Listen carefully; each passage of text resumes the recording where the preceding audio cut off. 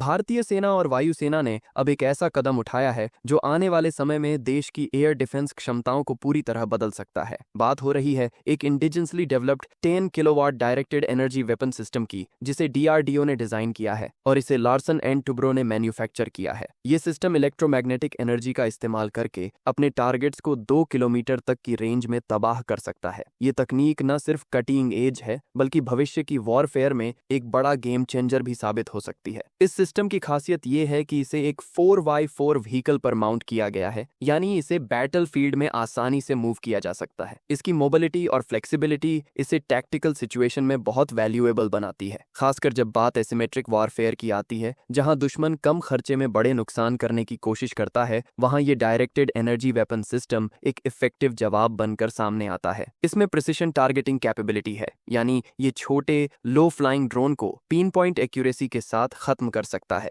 Operation सिंदूर के दौरान इस तरह के सिस्टम की जरूरत सबसे ज्यादा महसूस की गई। मई 2025 की शुरुआत में हुए इस ऑपरेशन में भारतीय सेनाओं ने पाकिस्तान ऑक्यूपाइड कश्मीर में आतंकी ठिकानों पर स्ट्राइक की थी। ये कार्रवाई उस वक्त की गई जब पहलगाम में हुए टेरर अटैक ने पूरे देश को झकझोर कर रख दिया था। इस जवाबी ऑपरेशन में साफ दिखा कि कैसे दुश्मन अब छोटे, सस्ते और डिफिकल्ट टू डिटेक्ट ड्रोन का प्रयोग कर रहा है, जो सर्विलांस से लेकर एक्सप्लोसिव तक गिरा सकते हैं। ऐसे में traditional air defence system in low cost threats को इफेक्टिवली हैंडल नहीं कर पा रहे थे। डायरेक्टेड एनर्जी वेपन जैसे सिस्टम्स यहाँ क्रिटिकल साबित होते हैं। ये न सिर्फ ड्रोन को नष्ट कर सकता है, बल्कि बिना किसी बड़े धमाके या कोलैटरल डैमेज के ये काम करता है। इसका मतलब है कि घनी आबादी या सेंसिटिव एरियाज में भी इसका इस्तेमाल सेफ तरीके से किया जा सकता है। इसकी एनर्जी बेस्ड टारगेटिंग नेचर इसे बहुत कॉस्ट इफेक्टिव भी बनाती है, क्योंकि इसमें ना कोई मिसाइल लगती है, ना गोला बारूद की जरूरत पड़ती है। बस एनर्जी पल्स के जरिए ये दुश्मन की टेक्नोलॉजी को डिसेबल कर देता है। इस सिस्टम के फील्ड ट्रायल्स सफल रहे हैं और सेना ने इसे वैलिडेट भी कर दिया है। अब थल सेना और वायु सेना मिलकर इसकी प्रोक्योरमेंट पर काम कर रही हैं। अगर इसका ऑर्डर साइज बड़ा होता है तो डीआरडीओ इसे मास प्रोडक्शन में डालने के लिए और भी इंडियन प्राइवेट पार्टनर्स को ऑन बोर्ड ले सकता है। इससे न सिर्फ डिप्लॉयमेंट तेज होगी, बल्कि आत्मनिर्भर भारत के तहत इंडियन डिफेंस इंडस्ट्री को भी मजबूती मिलेगी। वैसे डायरेक्टेड एनर्जी वेपन सिस्टम का कॉन्सेप्ट नया नहीं है। अमेरिका, चीन और इजराइल जैसे देश पहले से ही ऐसे सिस्टम पर काम कर रहे हैं और कुछ तो इन्हें बैटलफील्ड में प्रयोग भी कर चुके हैं।